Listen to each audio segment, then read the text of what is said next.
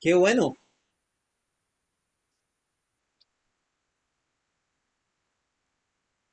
Ok, vamos a orar entonces por las diferentes peticiones. Vamos a orar. Gracias Dios, porque siempre eres bueno, Señor. Porque a pesar de las dificultades, a través, Señor, de las enfermedades, de los momentos complicados, Señor, a través, Señor, de momentos que de verdad no disfrutamos, tú te haces presente, Señor, y tú nos recuerdas que somos dependientes de ti, Señor, a cada momento. Te doy gracias, Señor, por esos momentos complejos, esos que yo personalmente no disfruto, Señor, pero como dice tu palabra, agradecer al Señor en todo momento. Y por eso, Señor, te doy gracias, porque sé que en esos momentos, Señor, yo recuerdo que yo no soy nada, Señor, solo por tu gracia, solo por tu amor y por tu misericordia, Señor, me haces y me llamas tu Hijo, Padre Santo. Y por eso te agradezco, Padre. En tus manos, Señor, ya has escuchado las diferentes peticiones. Ya escuchaste, Señor, las peticiones como esta cirugía de Edgar, Señor, para el próximo viernes, Señor, esta cirugía que Olguita también va a tener, Señor, y que ella pide para que su salud se restaure, Señor, se restablezca lo más pronto posible. Gracias por la recuperación de Yeka, Señor, de su familia, Padre Santo. Gracias por los cuidados, Señor, y gracias por el testimonio de vida que es Arturo para cada uno de nosotros, Padre Santo.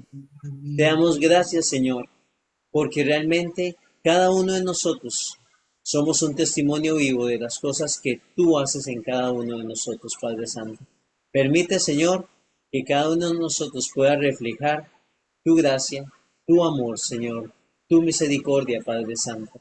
Te doy gracias por las peticiones contestadas, como esa petición, Señor, que Josué tenía y que ya la has ido contestando, Señor. Te agradecemos, Padre Santo, por todos tus cuidados, por todos, Señor, tu gracia derramada, Señor, en cada una de nuestras vidas. Gracias porque eres misericordioso. Gracias porque de verdad, a pesar, Señor, de todas nuestras fallas, a través, Señor, de todas nuestras necesidades, muchas veces nos sigues amando y nos sigues, Señor, llamando y nos sigues fortaleciendo, Padre Santo. Te doy gracias por este momento de poder compartir y te pido, Señor, que seas tú quien hable a través, Señor, de el hermano Eric para que nuestros corazones y nuestras mentes sean impactadas, Señor, y que ese mensaje realmente dé fruto en cada una de nuestras vidas, que nosotros tengamos la entereza de ponerlo en práctica, Padre Santo, para tu gloria, para tu honra, pero principalmente para ser cartas adecuadas que hablen del trabajo que tú puedes hacer, Señor, en cada uno de nosotros, cuando nosotros nos disponemos. Te doy gracias por todo, en el nombre de Cristo Jesús. Amén y amén. Hermano Eric, el tiempo es tuyo.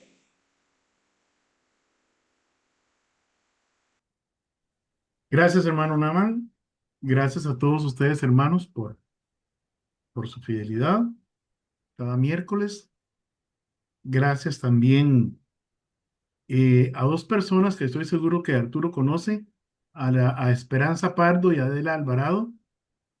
Ellas son fieles a través de Facebook Live, siempre se nos conectan. Ahorita no han entrado, pero normalmente por ahí se conectan ellas, ¿verdad? Y dejan siempre sus comentarios. Y también por las personas que de manera diferida también acceden a los estudios. Gracias por sus comentarios, por sus retroalimentaciones y gracias porque juntos aprendemos más de la palabra de Dios, ¿verdad? Yo no vengo a enseñar nada, yo vengo a aprender junto con ustedes. Y cuando tenemos la oportunidad de tener personas que tienen más experiencia en el Evangelio, más experiencia en la enseñanza y más experiencia en la palabra de Dios, pues es una gran bendición también.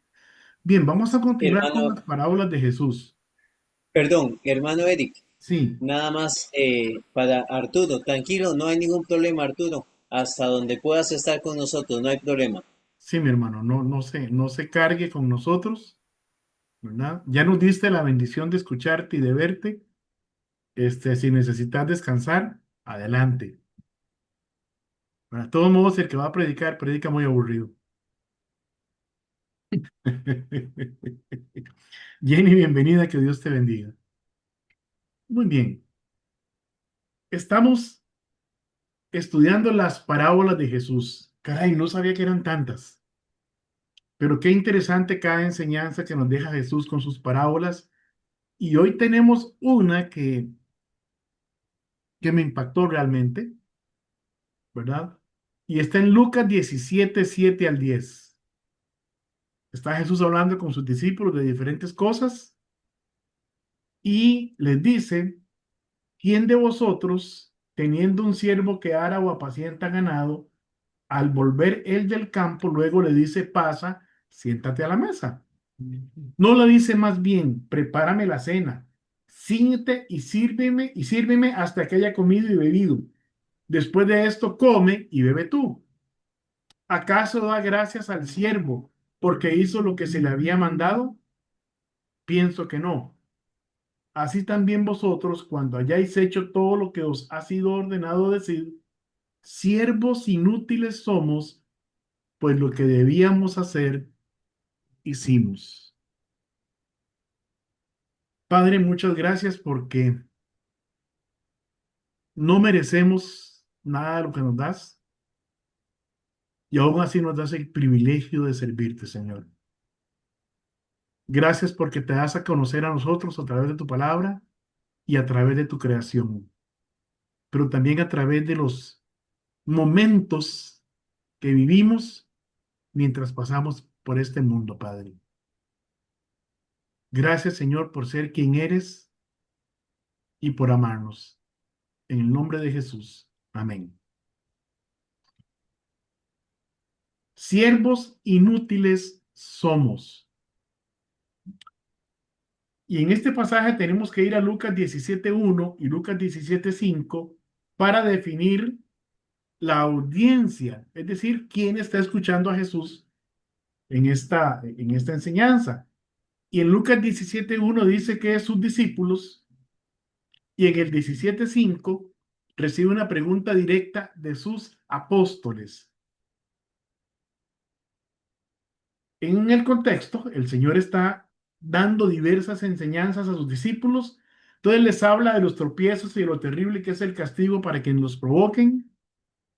Les enseña sobre el perdón que debemos mostrar hacia los hermanos. Y entonces, que si alguien nos ofende continuamente y continuamente viene a pedir perdón, continuamente tenemos que perdonarle.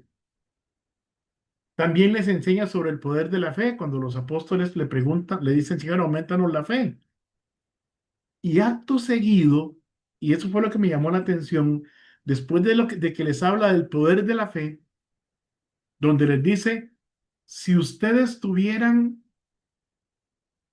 fe como un grano de mostaza, le dirían a este monte, a este árbol o a este monte, no recuerdo el pasaje ahorita, desarráigate, muévete, y os haría caso. Y después de hablarles del inmenso poder que tiene la fe, es decir, que si tuviéramos fe no tendríamos imposibles, no porque tuviéramos el poder de lograrlo, sino porque Él puede hacer lo imposible para nosotros y a través de nosotros. Y luego de enseñarles eso, les enseña sobre la humildad en el servicio al Señor a través de esta parábola.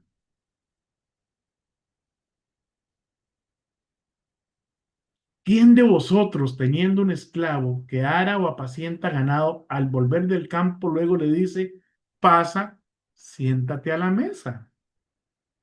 Ahora, la palabra que se traduce como esclavo es doulos, es decir, esclavo. En la época de Jesús, ser un esclavo significaba ser propiedad de otra persona, sin derechos propios y sujeto a la voluntad del amo. Los esclavos eran considerados bienes, no personas con autonomía. A menudo eran comprados y vendidos y podían ser asignados a diversas tareas domésticas, agrícolas o incluso como siervos en el hogar del amo. Estas cosas las sabían los discípulos, por ello la parábola para ellos tenía una enseñanza clara, aunque dura en sí misma. Hoy día, esta palabra siervo se usa con otras como profeta, apóstol, y no, si ya no sé si ya se habrá inventado otra más, como un símbolo de estatus en el servicio al Señor. Siervo del Señor. Y hoy tenemos con nosotros un gran siervo de Dios. Lo que pasa es que si es grande no es siervo y si es siervo no es grande.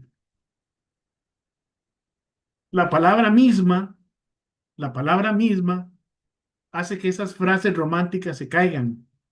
Un siervo es un esclavo, uno que está exclusivamente para servir y no puede decirle que no a nada, porque donde desobedezca, pierde su vida.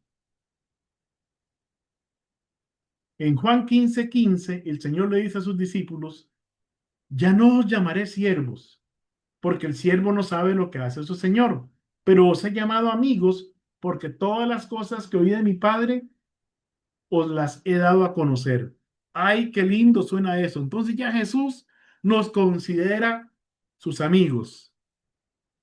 Y decía un pastor amigo mío de muchos años, Jorge Varela, que está en la zona norte, creo ahora en San Carlos, siga durmiendo de ese lado. Así decía Jorgito, cuando alguien estaba engañado. Porque en el verso anterior, en Juan 15:14, Jesús les dijo, antes de decirles eso tan bonito en el verso 15, les dijo, vosotros sois mis amigos si hacéis lo que yo os mando. Es decir, el acercamiento está condicionado en la obediencia y la amistad del amo, que es el Señor. Está condicionada por la obediencia a los mandamientos del Señor. Y la revelación que el Señor les promete que les dará está condicionada a esa misma obediencia. Recordemos que el Evangelio de Juan nos presenta a Cristo como Dios. Y este pasaje nos deja claro que Él se acerca a sus discípulos y les da su confianza, sin dejar de ser Dios y Señor de ellos y nuestro. Es decir, nos podemos acercar confiadamente al trono de la gracia. Claro que sí. Podemos clamar, Abba Padre. Claro que sí. Sin embargo, sin embargo, tenemos que entender con quién estamos hablando. Nos estamos dirigiendo al eterno, al creador de todo el universo, al que nos formó, a aquel de quien depende nuestra vida misma. Y en el pasaje de estudio de esta noche, Lucas 17, 7 al 10, ocurre lo mismo. A sus discípulos les dice, ustedes están para servir a Dios, quien es su amo. No esperen que Dios se los agradezca, pues su deber es obedecer las órdenes que se les den.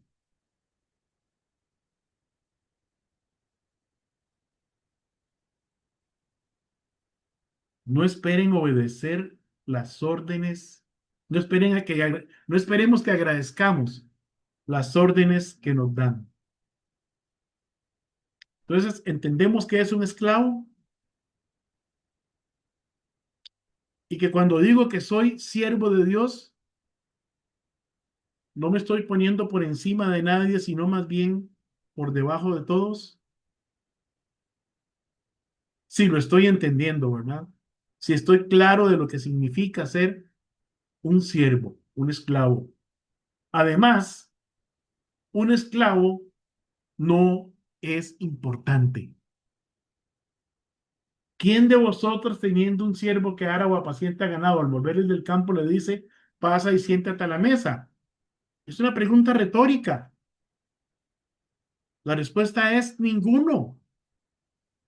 No le dice más bien, prepárame la cena, cíñete y sírveme hasta que haya comido y bebido. Después de esto, come y bebe tú, porque el siervo no es importante. El amo, el Señor es el importante. El verso 8 revela la poca consideración que tenían los amos por sus esclavos en tiempos de Jesús. El esclavo estaba para servir, no para ser servido ni considerado. Al amo no le importaba si venía cansado, con hambre, si estaba enfermo, si era hora de comer. El amo le exigía al siervo que le sirviera y el siervo debía servirle. Y luego podría comer y tal vez descansar un poco. Los esclavos además no tenían horario de servicio, no trabajaban de 9 a 5, no tenían fines de semana, día de descanso, ni vacaciones, ni aguinaldo, porque tampoco tenían salario. Tenían que estar disponibles literalmente 24/7. Ahora, ciertamente Dios no es un padre tan cruel y desconsiderado, pero como sus siervos debemos estar dispuestos a servirle y obedecerle 24/7 en todo lo que hagamos. Él debe, él debe ser lo más importante en nuestra vida. Nuestra relación con Él debe ser la prioridad en nuestras vidas. Dice 1 Samuel 2:30. Por tanto, Jehová, el Dios de Israel, dice: Yo había dicho que tu casa y la casa de tu padre andarían delante de mí perpetuamente. Le está hablando a Elí. Mas ahora ha dicho Jehová: Nunca yo tal haga, porque yo honraré a los que me honran y a los que me desprecian, y los que me desprecian serán tenidos en poco. Él honra a los que le honran, pero tiene en poco a los que le desprecian. Y Elí había descuidado su casa. Sus hijos andaban cometiendo toda clase de pecados. Y eso hizo que perdiera la promesa que Dios le había hecho. Salmos 25:12 al 14. ¿Quién es el hombre que teme a Jehová? Él le enseñará el camino que ha de escoger. Gozará él de bienestar y su descendencia heredará la tierra. La comunión íntima de Jehová es con los que le temen y a ellos hará conocer su pacto. Dios demanda respeto. Dios demanda toda la honra y toda la gloria y no la comparte con nadie. Así que no vemos grandes al servicio del Señor. Habemos siervos. Somos esclavos. Que tenemos un amo generoso, gloria a Dios. Que tenemos un amo amoroso, también. Pero no olvidemos quiénes somos. Somos siervos. Somos servidores. Y es que un esclavo no tiene derechos, ¿verdad? Hoy día esto de los derechos humanos, y entonces ya he escuchado a cristianos diciendo mis derechos como miembro de la iglesia, mis derechos como, no sé, el líder de evangelismo y misiones, mis derechos. Verso 9. ¿Acaso da gracias al siervo porque hizo lo que se le había mandado? Pienso que no. En tiempos de Jesús los esclavos, ¿verdad? Eran considerados propiedad de sus dueños, carecían de estatus legal o individualidad, no podían formar familias legalmente, podían tener relación de pareja, pero su pareja y los hijos que procrearan eran propiedad del amo y podían ser vendidos o cambiados por lo que fuera en cualquier momento. Es decir, no tienen derecho a amar a una familia porque se las podían quitar en cualquier momento.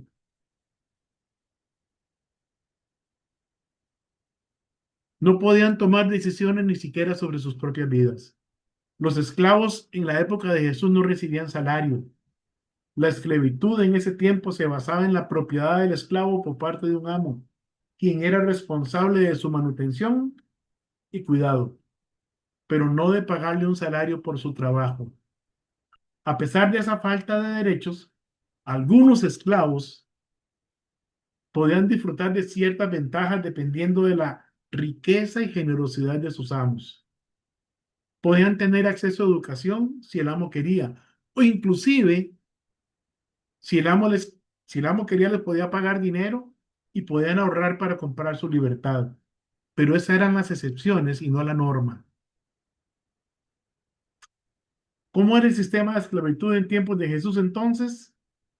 Los esclavos eran propiedad de sus amos, quienes tenían el control sobre su trabajo, su vida. Podían ser vendidos, comprados o intercambiados a voluntad del amo. En su mantenimiento, a cambio del trabajo gratuito, el amo debía proporcionar alojamiento, comida y vestimenta al esclavo y a su familia. Sin salario, no existía la práctica de pagar un salario a los esclavos en su trabajo. No tenían derechos legales ni protección de la ley. Los amos podían castigarlos e inclusive matarlos sin consecuencias legales. Sin libertad. No tenían libertad de movimiento, de elección o de decisión sobre sus propias vidas. A diferencia de los jornaleros, que sí recibían salario por su trabajo, generalmente un denario al día. Había otro tipo de esclavos que eran los esclavos por deudas.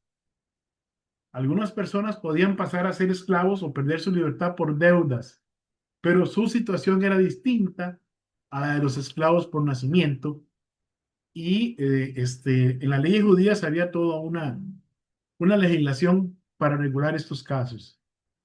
Ahora, como hijos de Dios y ciudadanos del reino, ¿sabe que tenemos algunos derechos? Tenemos derecho a ser llamados hijos de Dios. Somos siervos de Dios, pero Él ha querido en su misericordia a los que hemos creído en Jesucristo como nuestro Salvador personal, convertirnos en sus hijos. Bienvenida, hermanita Adela Alvarado. Ya está ella conectada por Facebook Live. Que Dios la bendiga. Entonces,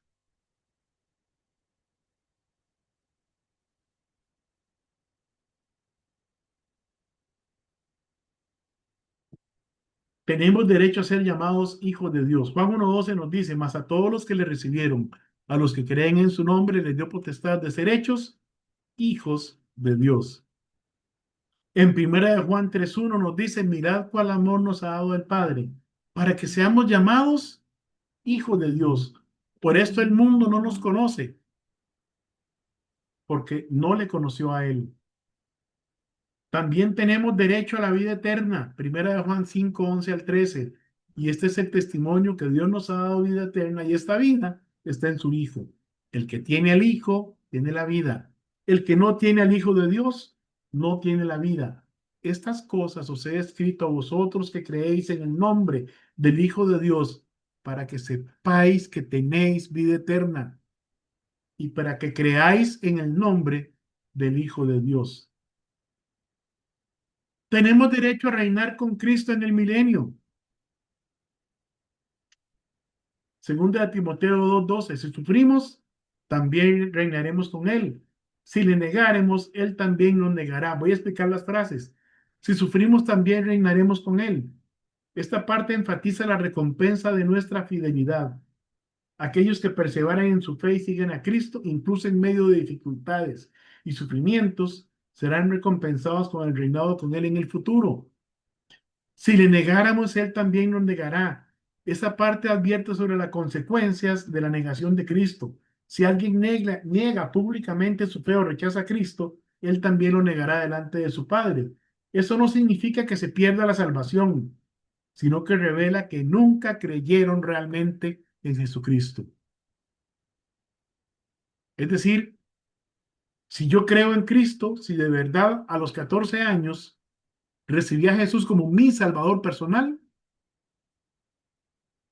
desde entonces no he negado la fe y nunca la voy a negar porque el Espíritu Santo mora en mí y no se va a salir de ahí.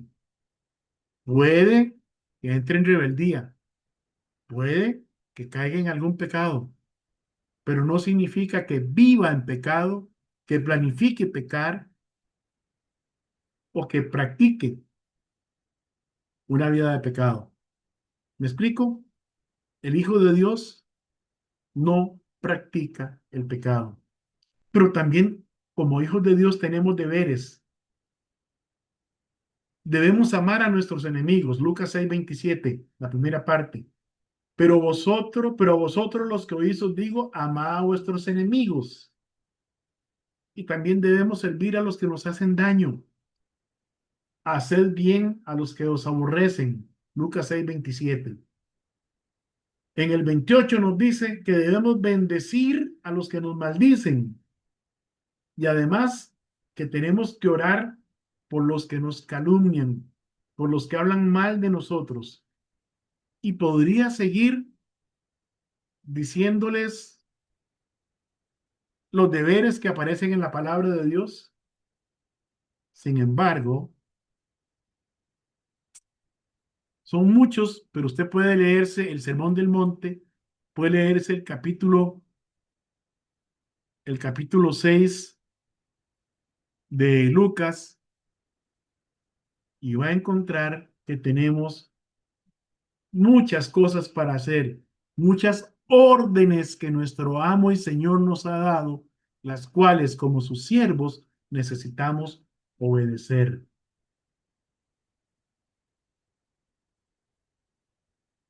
Lo importante es que nos comportemos de la manera que Dios espera de nosotros para que seamos reconocidos por los demás como hijos de Dios. Dice 1 Juan 3, 10 al 11. En esto se manifiestan los hijos de Dios y los hijos del diablo. Todo aquel que no hace justicia y que no ama a su hermano no es de Dios, porque este es el mensaje que habéis oído desde el principio, que nos amemos unos a otros. Yo no sé por qué en nuestra iglesia no pasa, realmente no lo he visto, pero sí he estado en otras iglesias en donde una asamblea de iglesia se convierte en una batalla campal. Y ahí nos dejamos decir todo lo que se nos ocurra contra los hermanos que son el cuerpo de Cristo. Ojalá que nuestra iglesia siga por el camino que lleva en ese sentido, de que las reuniones son pacíficas. Yo le decía al hermano Marvin, qué pacíficas que son las reuniones aquí, ¿verdad? Y los dos nos reíamos porque sabemos lo que es estar en otras reuniones que no han sido tan pacíficas en otras iglesias. Mateo 5, 44 y 45. Pero yo digo, amad a vuestros enemigos, bendecid a los que os maldicen, haced bien a los que os aborrecen, y orad por los que os ultrajan y os persiguen, para que seáis hijos de vuestro Padre que está en los cielos, que hace salir el sol sobre malos y buenos, y que hace llover sobre justos e injustos. Interesante, ¿verdad? Para que seamos hijos de nuestro Padre que está en los cielos, es decir, para que se nos identifique de una manera tal que no haya duda de quiénes somos. Somos hijos de Dios.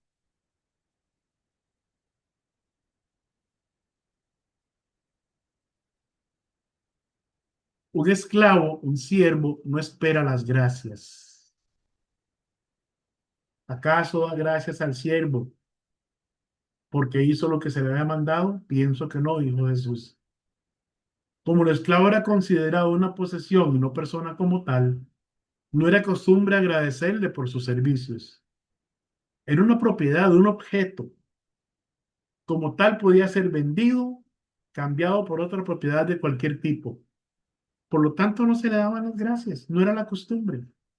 Si se le alimentaba era porque era necesario que estuviera funcional para hacer lo que se le pidiera que hiciera. Si no, tampoco. Sin embargo, en la iglesia, me refiero a la iglesia en general, ¿verdad? no a ninguna iglesia en particular. Hay quienes no sirven para honrar y dar gloria a Dios, sino que lo hacen para alimentar su ego, para exaltar su imagen o para sentirse mejores que otros miembros de la congregación. ¿Sabe? Ser pastor no es más que ser un miembro de la iglesia. Simplemente es tener una responsabilidad por la cual responderemos delante de Dios. Ser maestro no es más que ser más que otros hermanos de la iglesia. No. Ser maestro es tener una responsabilidad de enseñar a otros lo que Dios nos ha permitido aprender. Y de ello también daremos cuenta a Dios de cómo lo hayamos hecho. No hay ninguna razón para que alguien pretenda enseñorearse de la iglesia, es decir, sentirse por encima de los hermanos. En Mateo 10, los hijos de Zebedeo eh, hicieron proponerle a Jesús que uno de ellos se sentara a su derecha y otro a su izquierda, como siendo los más importantes. Y Jesús responde de una manera muy particular en los versículos 42 al 45. Mas Jesús llamándole les dijo, sabéis que los que son tenidos por gobernantes de las naciones se enseñorean de ellas, y sus grandes ejercen sobre ellas potestad. Pero no será así entre vosotros, sino que el que quiera hacerse grande entre vosotros será vuestro servidor, será vuestro esclavo. Y el que de vosotros quiera ser el primero, será el esclavo de todos, el siervo de todos. Porque el Hijo del Hombre, y se pone él como ejemplo, el Hijo del Hombre no vino para ser servido, sino para servir y para dar su vida en rescate por muchos. Y si Jesucristo mismo, siendo quien era, no vino a buscar que le sirvieran, ¿quién soy yo? ¿Quién soy yo para pedirle a algún hermano que me sirva, que me haga caso?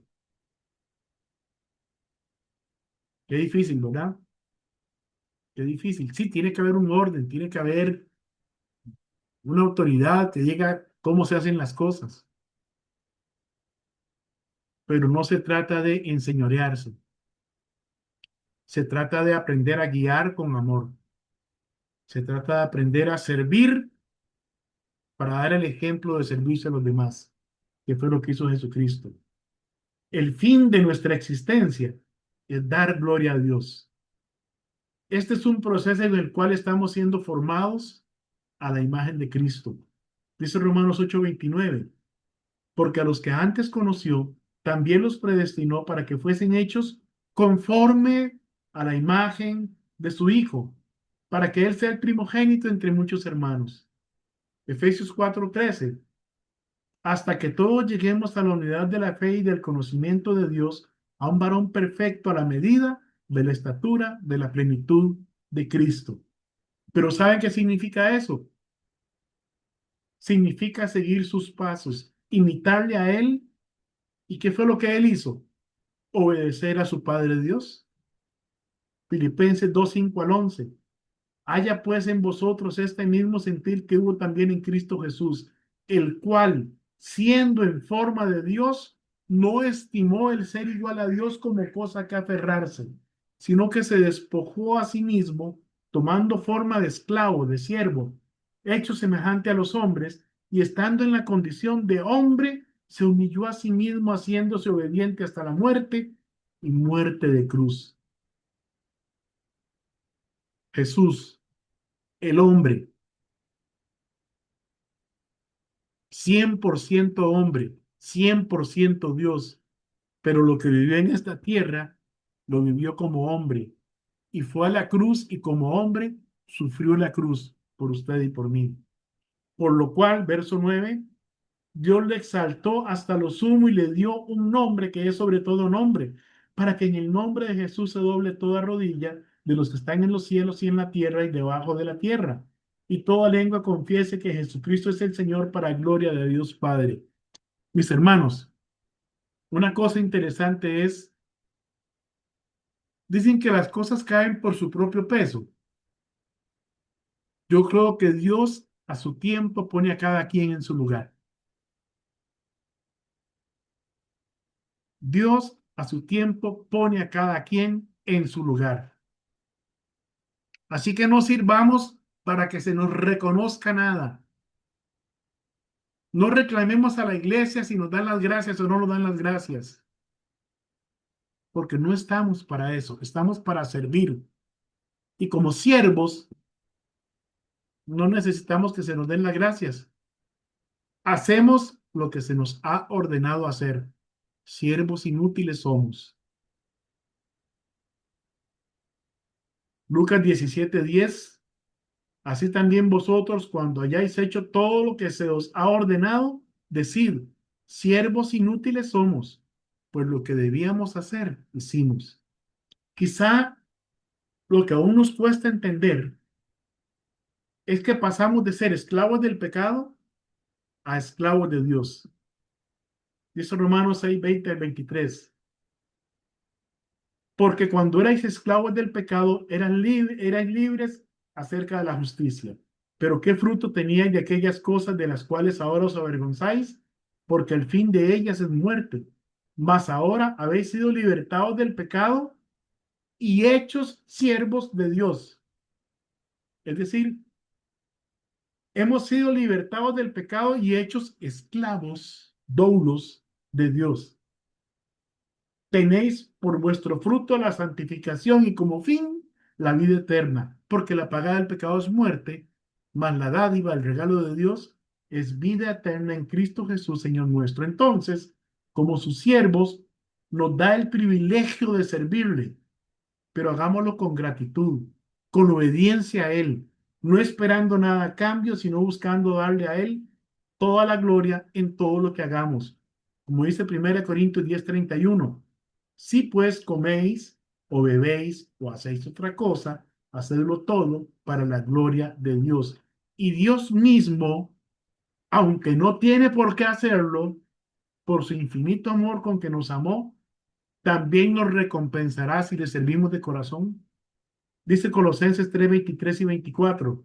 Y todo lo que hagáis, hacedlo de corazón como para el Señor y no para los hombres, sabiendo que del Señor recibiréis la recompensa de la herencia, porque a Cristo el Señor servís. Dios es un amo agradecido. Él sí le da las gracias a sus esclavos, a sus siervos, y los trata bien. Romanos 8:15 al 18. Pues no habéis recibido el espíritu de esclavitud para estar otra vez en el temor, sino que habéis recibido el espíritu de adopción por el cual clamamos, Abba Padre. El espíritu mismo da testimonio a nuestro espíritu de que somos hijos de Dios. Y si hijos, también herederos. Herederos de Dios y coherederos con Cristo. Si es que padecemos juntamente con Él, para que juntamente con Él seamos glorificados. Pues tengo por cierto que las aflicciones del tiempo presente no son comparables con la gloria venidera que en nosotros ha de manifestarse. Hermanos, sirvamos con gratitud. No nos quejemos. Mire, si usted va a limpiar una banca de la iglesia, hágalo con alegría, como si fuera Cristo el que se va a sentar en esa banca. Hágalo para Él. Y si se va a quejar, entonces mejor no lo haga. Y si usted va a preparar un estudio, hágalo con gozo, no quejándose por el tiempo que tiene que invertir. Y si tiene que ir a evangelizar, hágalo con gozo, porque está llevándole la salvación a un alma que no ha sido alcanzada por la gracia de Cristo. ¿Sabe por qué? Porque alguien una vez tuvo amor por usted y le llevó el mensaje de Cristo. Yo nunca voy a olvidar a Marlene Tenorio y a Noemí Aguilar. Dos personas, dos muchachas que me visitaron durante un año, tocaron la puerta de mi casa cada sábado. Hasta que un día, aunque no con las mejores intenciones, decidí ir a esa iglesia. Y ese día el Señor tocó mi corazón. El Espíritu Santo me convenció de pecado de justicia y de juicio. Ese día me arrepentí y le recibí como Salvador personal. Y es lo mejor que me ha pasado en mi vida. Sirvamos no quejándonos. Sirvamos al Señor no esperando nada a cambio, porque Él ya lo dio todo. Jesucristo dio su vida en la cruz. El Padre dejó morir a su Hijo en la cruz por mí, por usted. Sirvamos a Dios por gratitud y sepamos cuán inútiles somos, que solo hacemos lo que se nos ordena. Vamos a terminar aquí la transmisión. Que Dios les bendiga. Gracias, hermanita Adela, por habernos acompañado en Facebook Live. Nos vemos la próxima semana a la misma hora. Voy a cerrar la transmisión en este momento, permítanme.